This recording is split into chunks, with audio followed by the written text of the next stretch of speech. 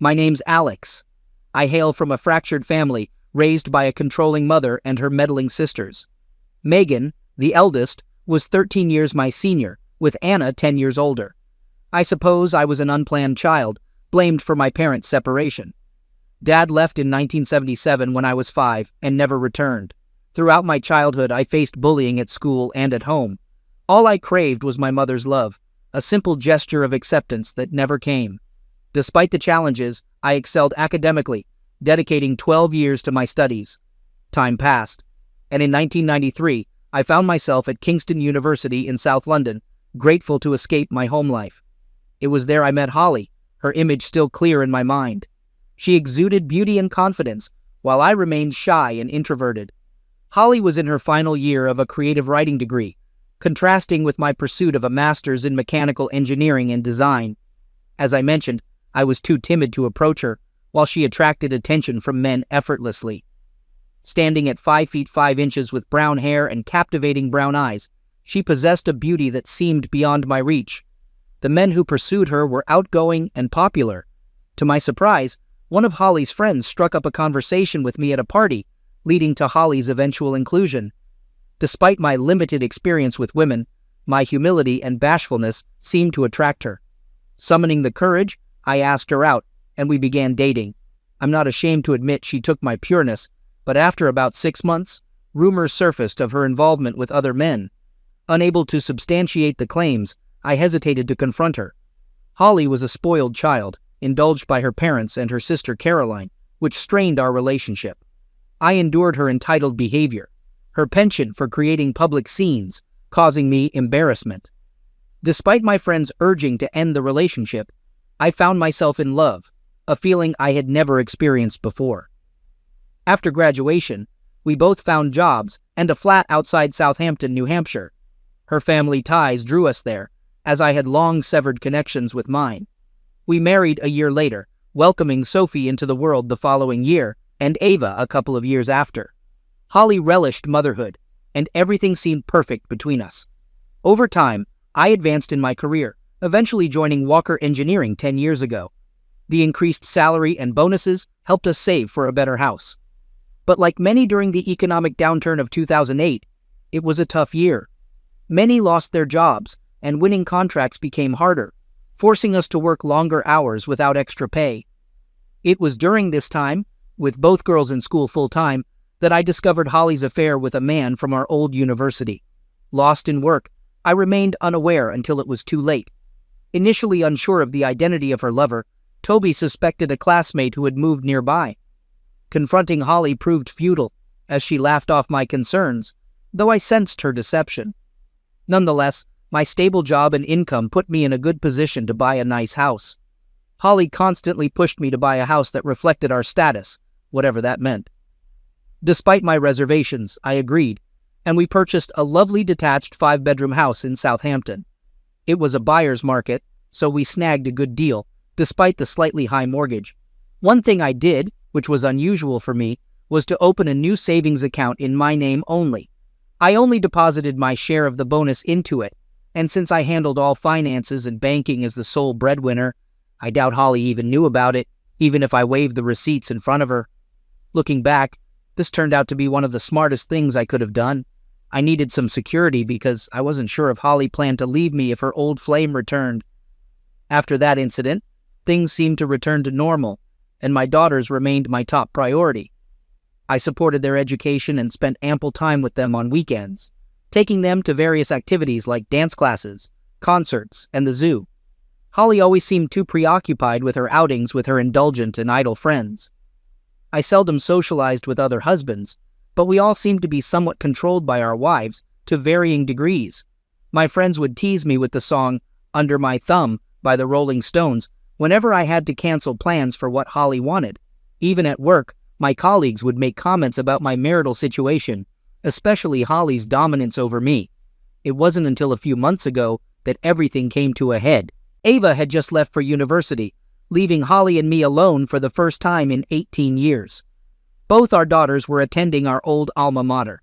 As I helped Ava settle into her new apartment with her sister, she turned to me and questioned why I was still with their mother. I was taken aback, as Ava had always been quiet, like her old man. "I heard she's fooling around with Henry Walker at your company," Ava said, tears welling up in her eyes. It was news to me, but I wasn't shocked.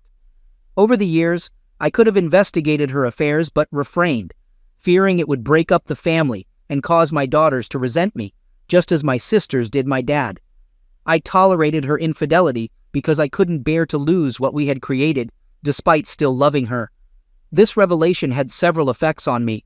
Firstly, it made me realize the depth of my daughters' animosity towards their mother, far greater than I had imagined. Secondly, it brought up old feelings from my upbringing and how they influenced my weaknesses. Finally, I realized I was the subject of gossip and ridicule at work, particularly from Henry Walker, who coincidentally was the nephew of the owner and the man betraying me. I felt utterly lost, unable to continue enduring this situation, especially now that my youngest daughter was aware of the mockery from Holly. I knew I had to confront her. My heart raced as I sat at the kitchen table, waiting for Holly's return. When she finally appeared, I found myself unable to speak once again. She merely looked at me with what seemed like apathy and contempt as she unpacked her bags. Eventually, I gathered the courage to speak. I questioned Holly about the nature of her relationship with someone else. She replied that she wouldn't classify it as an affair, insisting it wasn't that significant. I felt a mixture of shock and disgust, waiting for her to explain how her actions could be justified. She expressed her admiration for me as a provider and a friend, but admitted there were certain needs I couldn't fulfill. I was dismayed by her straightforward admission and asked if it meant she was cheating on me. Holly clarified that it was only her body involved, not her heart or mind. Stunned by her audacious admission, I was left speechless. She nonchalantly mentioned exploring relationships with younger men. Startled, I raised my voice, questioning her actions. Holly cautioned me not to shout, and despite admitting to being involved with 2 other men, she expected my silence. She threatened me with the choice of accepting her terms or risking her departure to be with someone else. I remained silent, hoping she would notice the pain on my face. Attempting to justify her actions, she claimed that such behavior was common among her friends and could even improve a marriage. I was appalled by her attempt to use her friend's actions as a justification, considering it contemptible and self-centered. Challenging her with the idea of having another woman, she laughed off the suggestion, mocking my ability to connect with other women.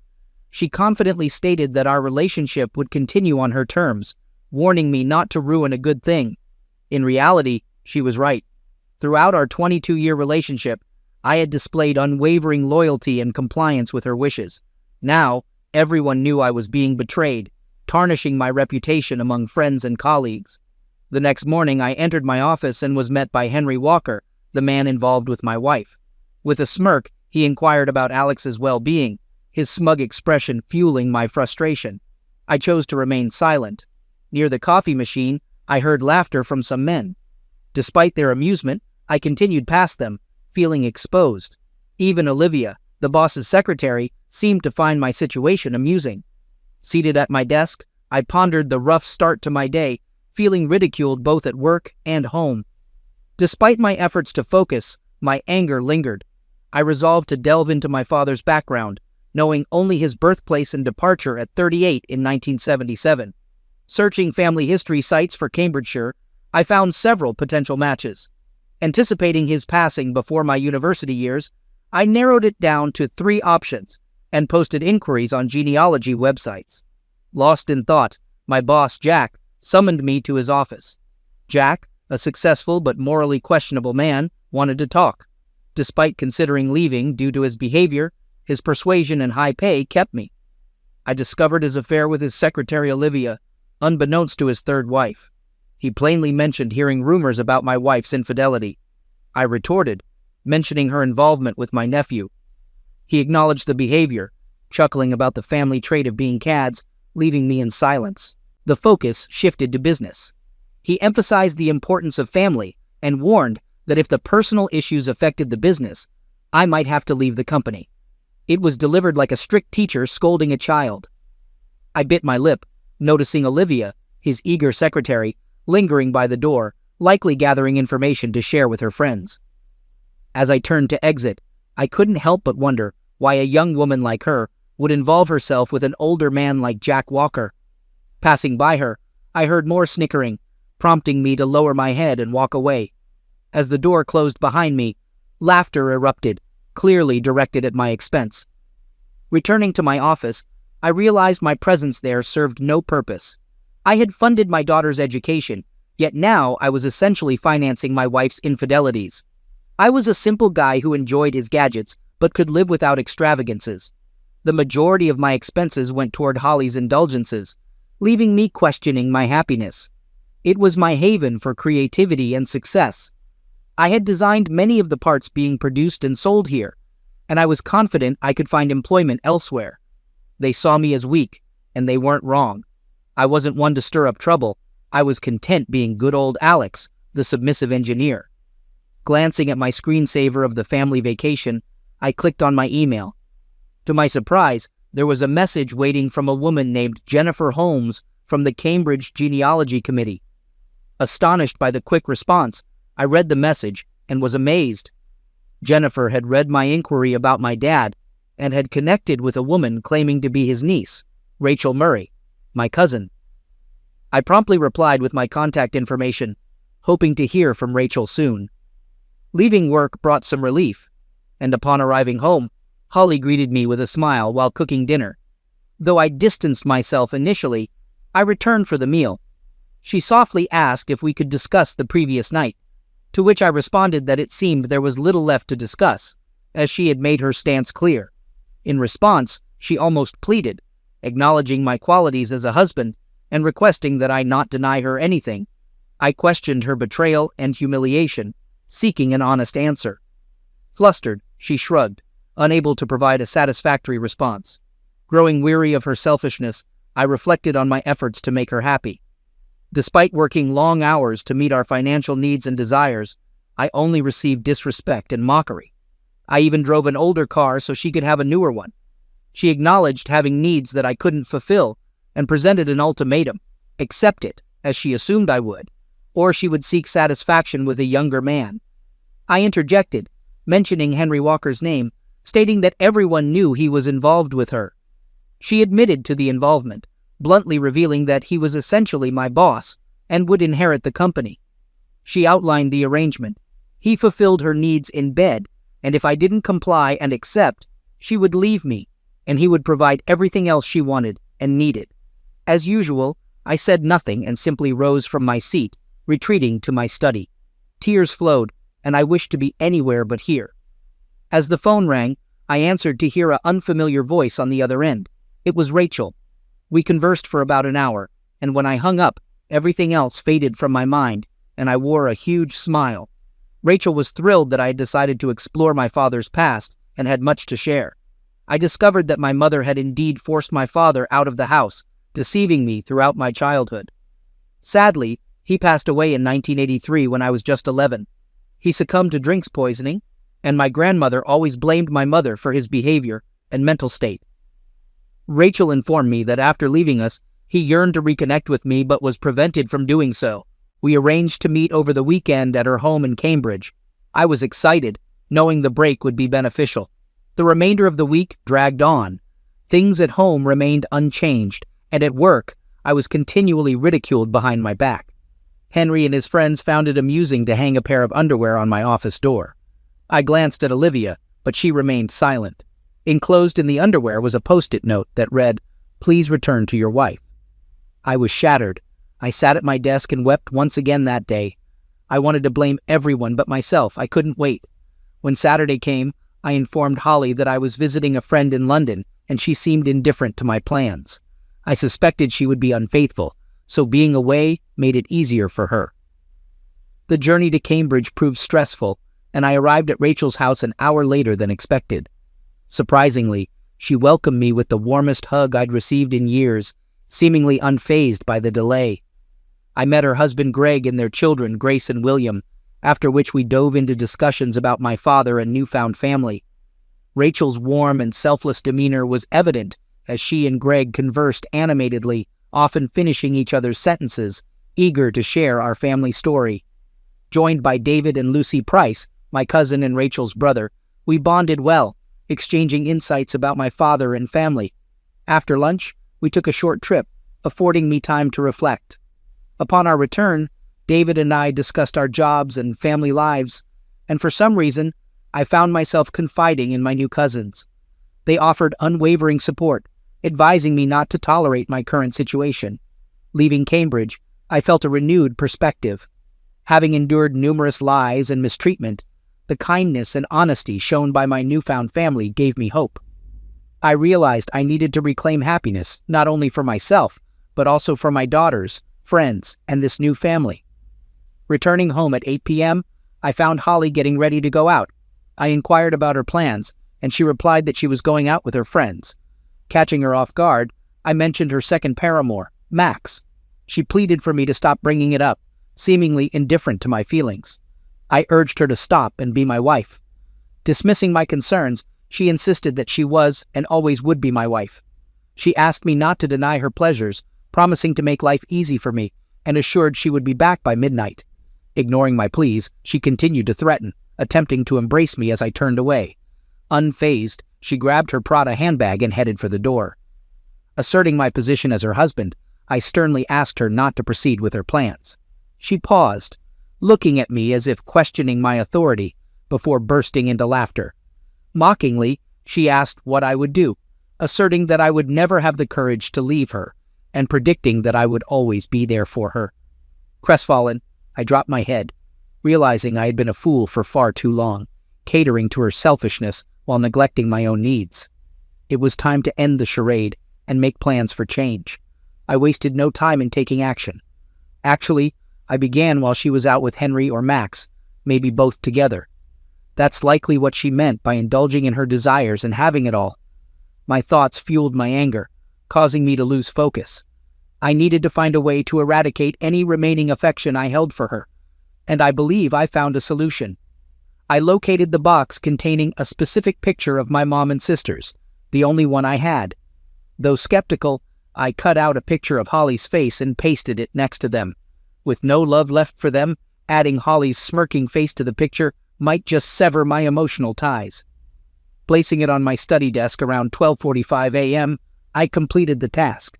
I had mostly devised my short-term plans, even though executing them might take a few weeks. Fortunately, I had the luxury of time, as Holly wasn't anticipating my departure. Though uncertain and requiring assistance, I had convinced myself by then to follow through. I heard someone entering clumsily through the door, and peeking out the window, I witnessed Henry Walker's departure. As I heard her ascending the stairs, I hastily cleared my browsing history, resolving to use incognito mode henceforth. After she retired to our bedroom, I descended the stairs to brew some coffee. Reflecting on my future away from here, especially without my daughters, I found it tolerable. Deciding to relocate closer to my daughters come Monday morning, I headed to work resolved not to exert myself any longer. Unperturbed by the snide remarks and laughter directed at me, I arranged a bank meeting for 1 p.m., utilizing the time before to review my finances. Though a gamble, if successful and with the right support, I'd emerge relatively unscathed. The meeting proceeded as planned, allowing me to close my savings account and remove my name from our joint account. With a tidy sum in hand, I shut down the savings account for cash. En route back to the office, I stopped at a PC World, purchasing 2 digital voice recorders, a 500 GB USB 3.0 tough drive, and a new PC hard drive. Upon returning, I commenced accessing the company's private customer files, a task that took me an hour to crack Jack's password. Ironically, his wife's name, and his 6-digit birthday.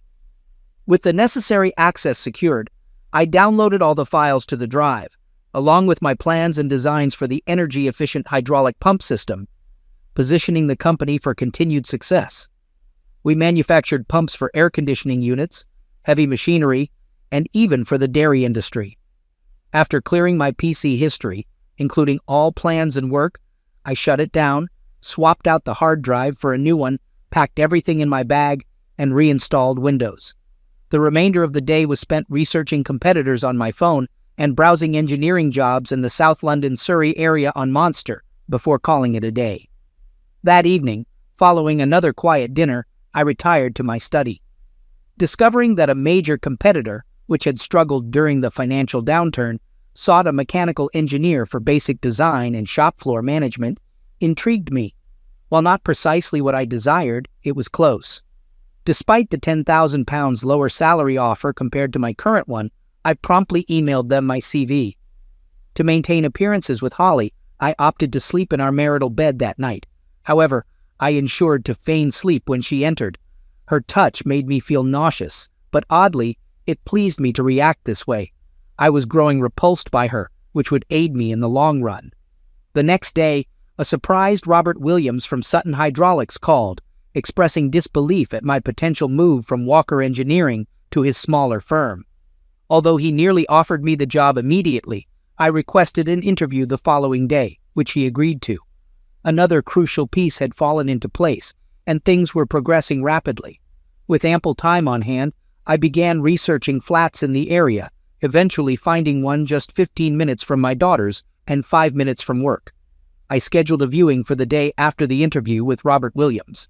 Subsequently, I informed Jack about needing to visit my daughters in Kingston to sign some papers the next day, to which he casually agreed.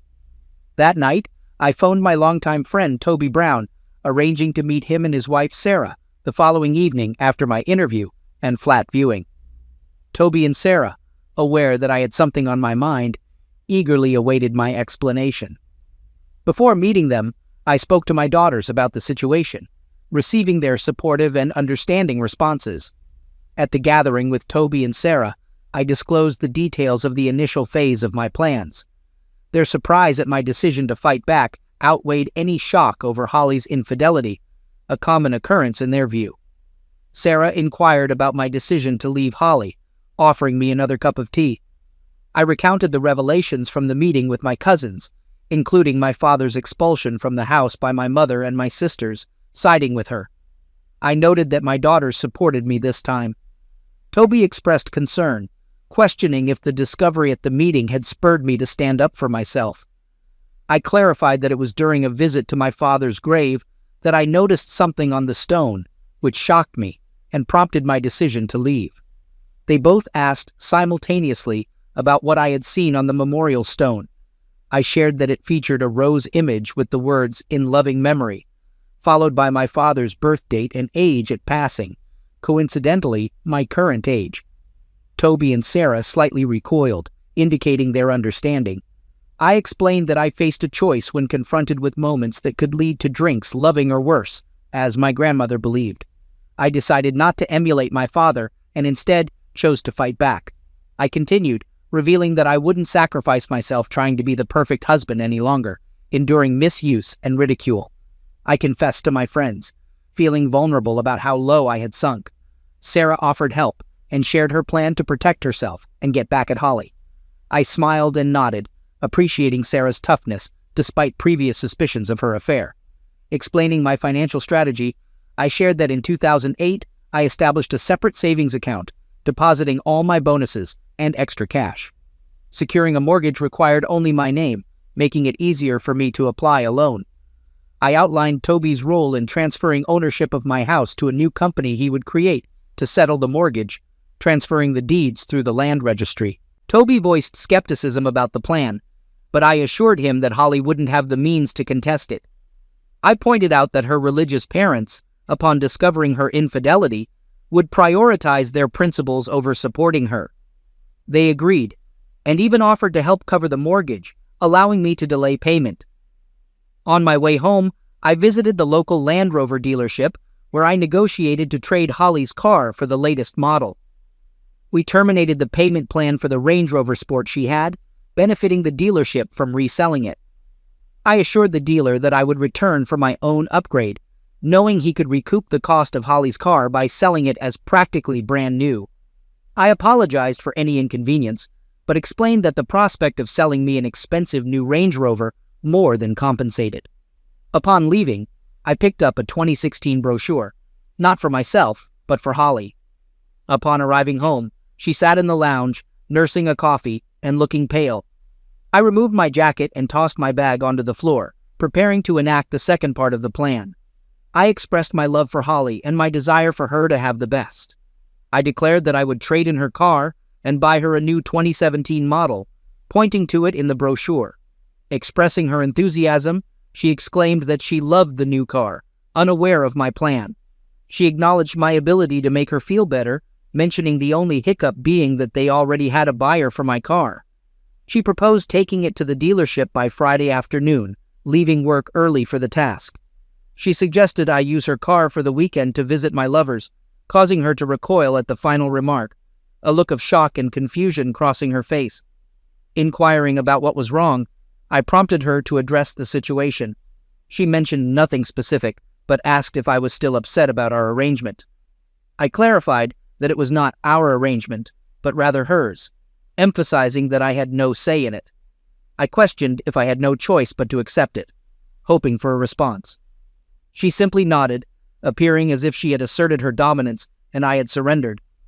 Despite the circumstances, she declared that she loved me, expressing genuine concern. I said nothing in reply and walked off into the kitchen. My phone began to ring, so I headed out to the back garden to take the call. Toby confirmed the money had been transferred. I was good to go the next day.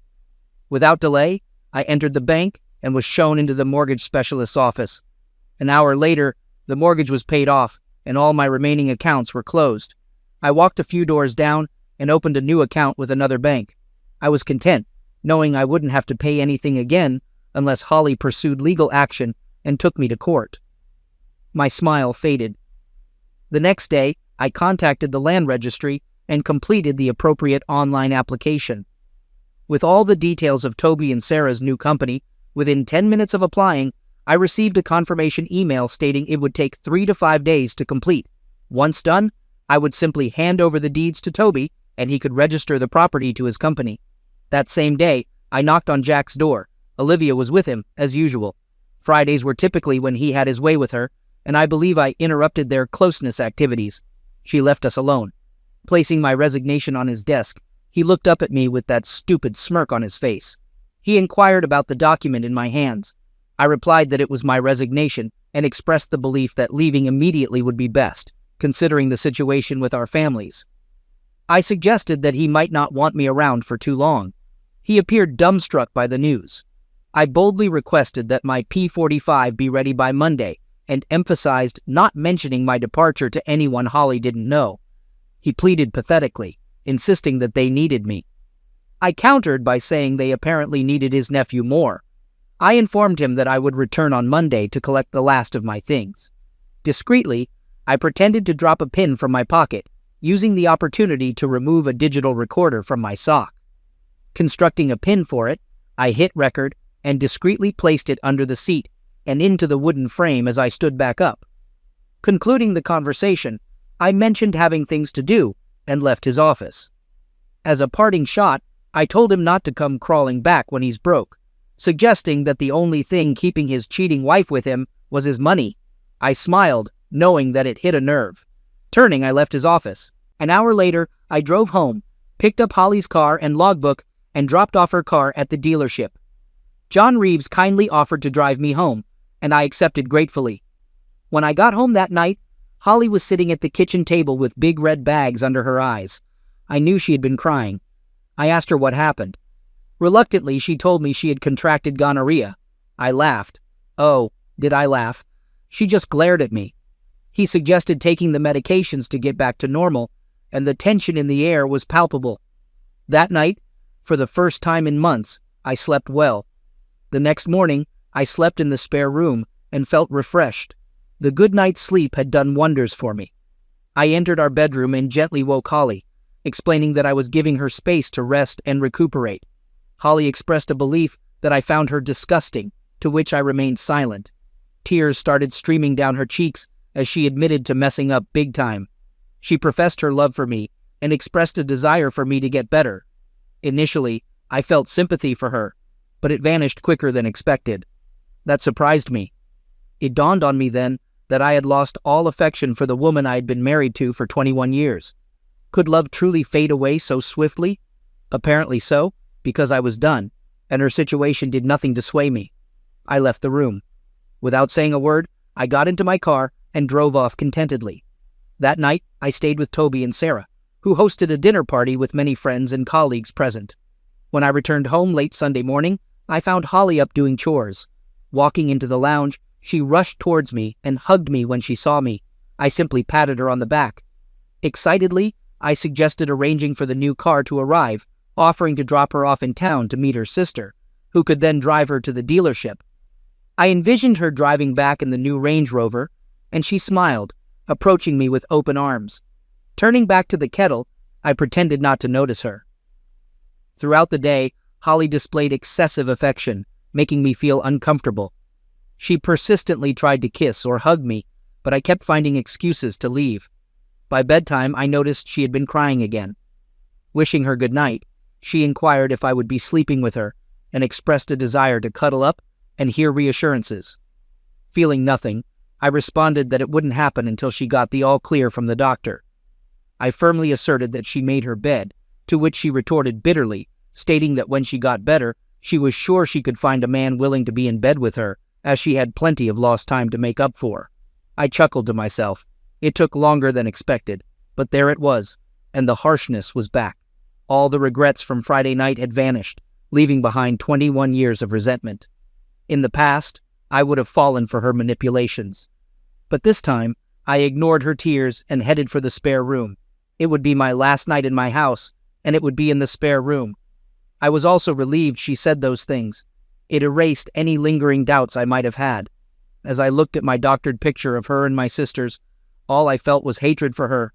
She was only sweet when she wanted something, and nasty when she didn't get it. I woke early Monday morning. Holly was up early too for her 8:30 hair appointment. So I drove her into town as planned. I drove off, knowing it could be the last time I ever saw her. I feared it wouldn't be, but I was determined to make it so. On the way, I called the mobile phone company and terminated both our contracts. Pulling over into a lay-by, I paid the penalty on my card. They informed me that the phones would remain in service until 5 p.m. perfect. Next, I headed to the office to pick up my P45. I stepped into the factory, greeted by a somber atmosphere. Word of my departure seemed to have spread, briefly eliciting looks of fear from my colleagues. Unsure of the reason behind their unease, I made my way down the corridor toward my office, passing by the coffee machine where the usual group was gathered. Uncertain if Max and Henry were aware of their shared involvement with my wife, they grinned at me, exchanging jokes with others. I greeted them with false cheer, saying good morning. They asked about my wife, prompting the usual laughter at the recurring joke, which I failed to find amusing. I replied that she wasn't doing well, attributing it to one of them giving her an unwelcome surprise. I left them in stunned silence, and when I glanced back, their jaws had dropped, leading to a commotion before I headed upstairs. Approaching Olivia, she offered a half smile and lowered her head, perhaps indicating that I was now earning some respect. Jack appeared at the door before I could knock. He asserted that he had what I wanted, instructing me to take it and get out. Perhaps that respect was merely my imagination. Entering his office, I sat down, discreetly slipping a recorder into my pocket from under the chair. I knew he'd had his usual Friday rendezvous with Olivia, and now I had it recorded. He snapped, inquiring if I had another job lined up. Initially ignoring him, I relented and replied that I had nothing lined up. A smirk played across his face, likely assuming I would come crawling back. I inquired about my final month's pay and end-of-year bonus, to which he burst into laughter. Olivia entered with my P45, and when she asked what was amusing, Jack explained that I had requested my bonus and pay, finding it rich. Olivia chimed in, laughing along. Deciding to join in, I responded with laughter, causing them to pause and stare at me incredulously. Olivia questioned why I was laughing, and I retorted, asking her why she let the old man take advantage of her every week. My laughter intensified, and they froze, with Olivia's eyes widening as Jack flushed with rage. In response to Jack's anger, he spat out, calling me a scoundrel and instructing me to get out of his office and his company before he had the boys drag me out by my ears. Chuckling, I exited, collecting the last of my belongings from my office. Still laughing to myself, I arrived home, unloaded the back seats, opened the trunk, and entered the house. Surveying the rooms, I pondered what to take with me. Retrieving a few Romero Brito artworks, I wrapped them in plastic found in the garage and loaded them into my car. I went around the house collecting various items, then emptied my wardrobe upstairs. I secured all my important paperwork, including the girls' birth certificates and my wedding certificate, from the safe. Utilizing a loft ladder, I retrieved my old belongings, including my degree and family photos. In the master bedroom, I gathered all the jewelry I had gifted Holly over the years, totaling over 10,000 pounds in value. I also took all the handbags, shoes, and expensive coats I had purchased. In fact, the entire wardrobe was my acquisition, so I claimed it all. Given my meticulous record-keeping for insurance purposes, it would prove beneficial when selling everything. After finishing packing, I realized I'd need a TV, so I grabbed that along with my movie collection and the Blu-ray player. By now, my car was too full. I decided to ditch all of Holly's clothes and a few other unnecessary items, including some of my old clothes. Anumi would need a new wardrobe, and the girls would gladly help me out. I gathered the best pictures of me and the girls and packed them in the car. No real rush, since Holly wouldn't be back until after 2 p.m. Took a moment for a cup of tea.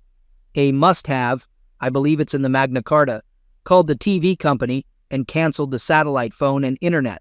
Also contacted British Gas and Southern Water to cancel utilities. It would take a few days, but I didn't care. Returned to the bedroom and sat on the bed when I noticed something that sparked an idea, one that scared even me. Holly's wedding dress sat at the top of the wardrobe in a dusty old box. She loved it, probably more than me. Took it down and found our wedding album among the box of photographs on the bed, grabbed the duvet cover, gathered everything, and headed to the garden. Dumped everything into a pile, including Holly's clothes and belongings I couldn't sell. Left her underwear untouched, didn't want any reminders. Closed up the car and checked the time. Only 1:45 p.m. Called up Robert Williams and told him I'd drop off my P45 later with the night shift, eager to start fresh tomorrow. He seemed pleased, and I hoped I'd brightened his day. At 2 p.m., I sat waiting for the call. Found some paint thinners in the garage and poured it all over the wedding dress in the garden. Just as I was about to light the fire, my phone rang. I answered calmly, and Holly's voice came through the phone, demanding to know what was going on. I replied sarcastically, asking her what she meant. Insisting that I shouldn't play dumb, she continued to question me. I asked her to calm down and inquired about what was happening. There was silence, and I could hear her heavy breathing and what sounded like her sister in the background. She mentioned that she had been told I didn't get her a new car, but sold hers instead.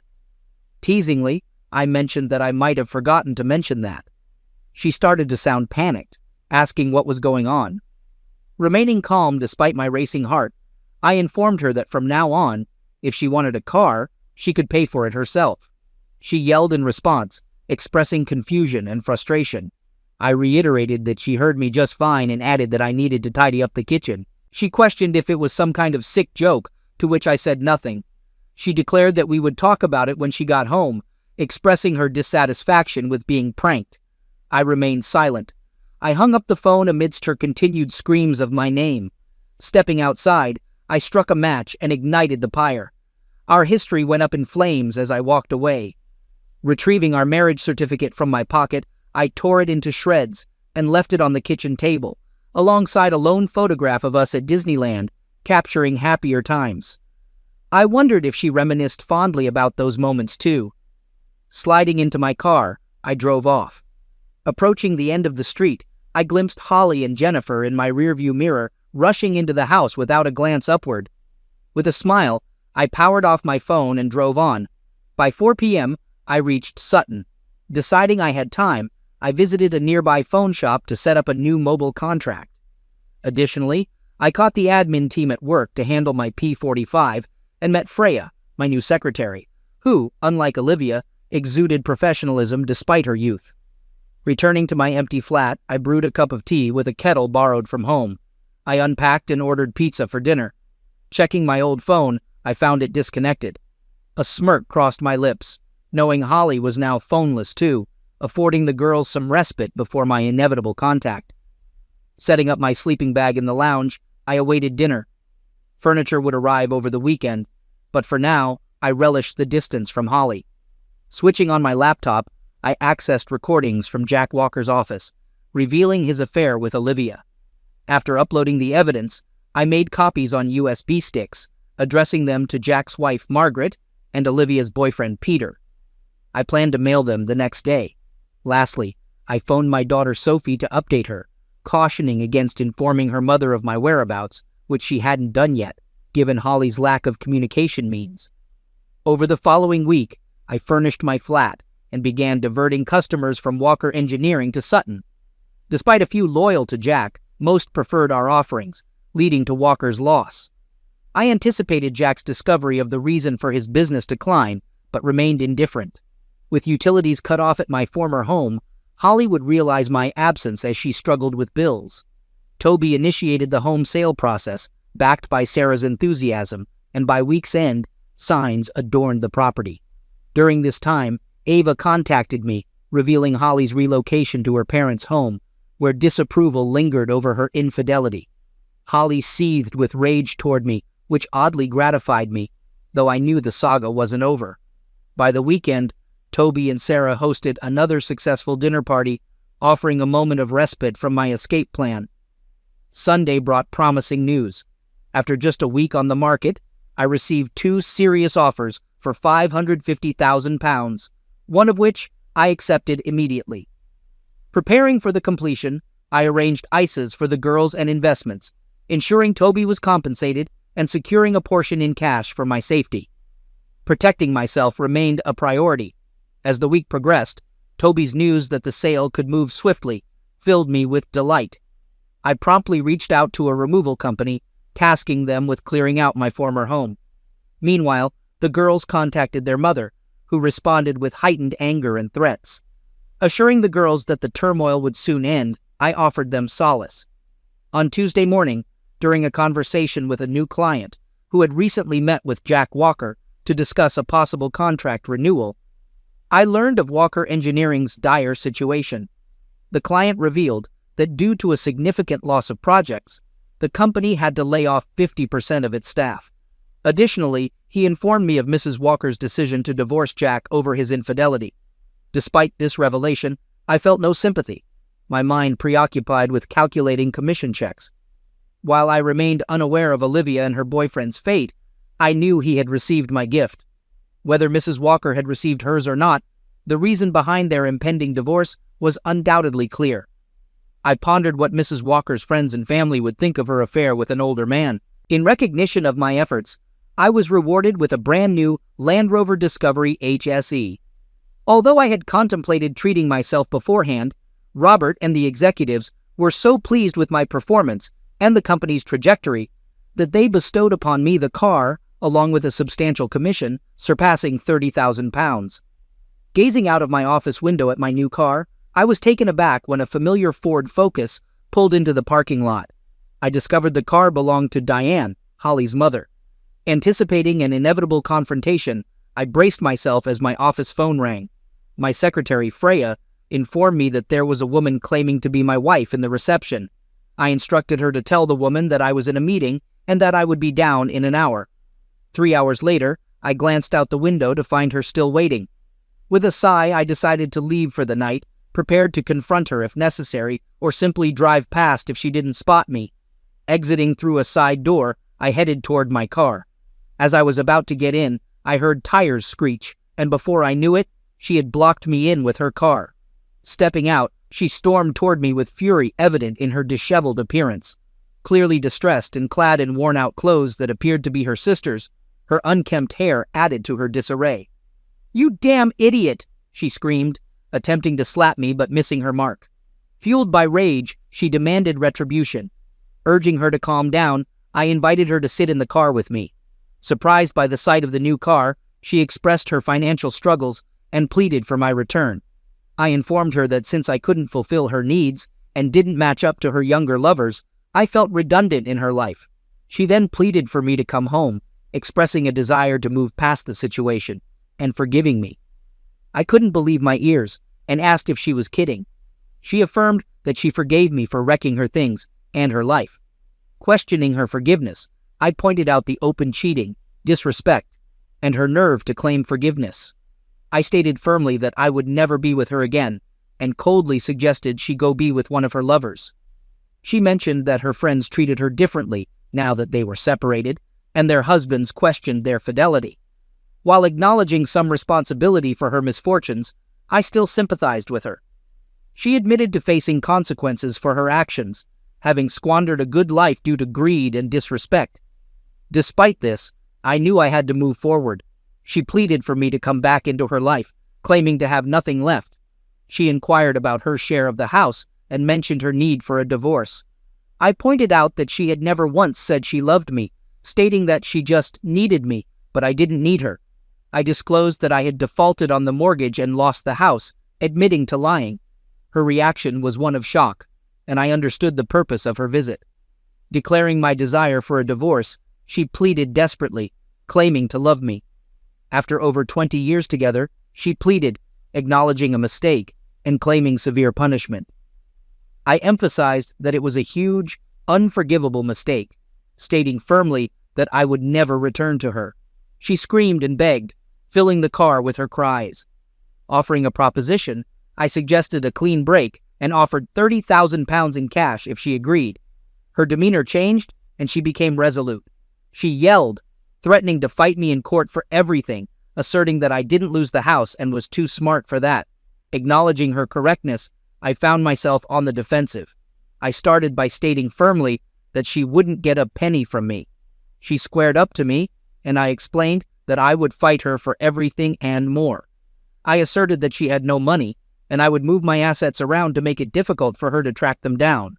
I warned her that by the time her lawyer found anything, the bill would wipe out any gain. I gave her a choice to take the money offered or face the consequences of a legal battle, never breaking eye contact. She exclaimed angrily, expressing love and accusing me of mistreatment. She continued, stating that thanks to her, our girls would thrive, contrasting their future virtues with her perceived shortcomings. I told her to take the money and get out of my life, and she spat back, agreeing to take the money and proceed with the divorce. I responded that I would arrange it, and she exited my car, slamming the door shut. Moments later, she sped away from the car park. The following day, I initiated divorce proceedings, citing infidelity as the grounds. A week later, I arranged a meeting with Holly at the girls' apartment. Despite the completed sale of my house, I postponed investing until the papers were signed. Maintaining civility in front of the girls proved challenging. I handed Holly the cash, and she proceeded to sign the papers. After bidding farewell to the girls and wishing Holly luck, I prepared to leave. Holly suddenly burst into tears, though I sensed it might have been more for the girls' benefit. Sophie and Ava exchanged knowing glances. Ava mentioned seeing me next weekend, referring to the Coldplay concert they were excited about. I returned to the room, where Holly continued to sob, unnoticed by the others.